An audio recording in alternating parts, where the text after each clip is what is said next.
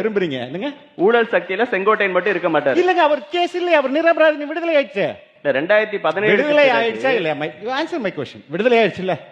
செங்கோட்டையின் மீது ஊழல் வழக்கே இல்லைங்கிறார். 2001 வருமானத்துக்கு அதிகமாக சொத்து சேர்த்தாக செங்கோட்டையின் மீது வழக்கு இருக்கிறது.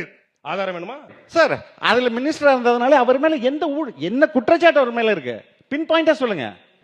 கூப்பா கிருஷ்ணன் 1991-96 வரைக்கும் வேளாண்மை துறை அமைச்சராக இருந்து 3 கோடி ரூபாய் வருமானத்துக்கு அதிகமாக சொத்து சேர்த்தாக சொல்லி கூப்பா கிருஷ்ணன் மட்டும் வழக்குல கூப்பா கிருஷ்ணன், அவரது மனைவி மல்லிகா, தம்பி பாலு, அக்கா கனகவல்லி, அக்கால் மகன் வானவரம்பன், மைத்துனர் சிட்டிபாபு, உறவினர்கள் பழனியப்பன், ராஜமுத்து, இருளாண்டி, காத்தான், மாமனார் கோவிந்தராஜன் உட்பட 10 பேர் ஊழல் குற்றவாளிகள்.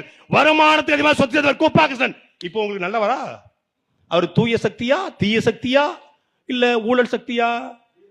எப்படி சக்தி? அவரு எதுவும் வாஷிங் மிஷின் வச்சுக்கீங்களா?